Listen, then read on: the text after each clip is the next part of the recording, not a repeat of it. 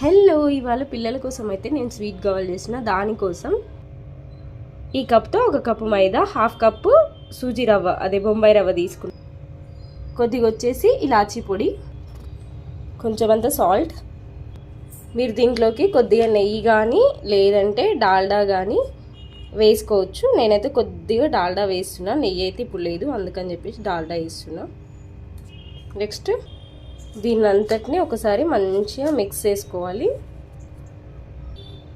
దీంట్లోకి కొంచెం కొద్దిగా నీళ్ళు, వాటర్ యాడ్ చేసుకుంటూ మంచి ముద్దలాగా మిక్స్ చేసుకోవాలి. సో మనకు పూరీ పిండిలాగా అయితే ముద్దను రెడీ చేసుకోవాలి. నేనైతే ఈ స్పూన్ యూజ్ చేసి గవ్వలు అయితే తయారు చేసుకున్నాను అన్నిటినీ.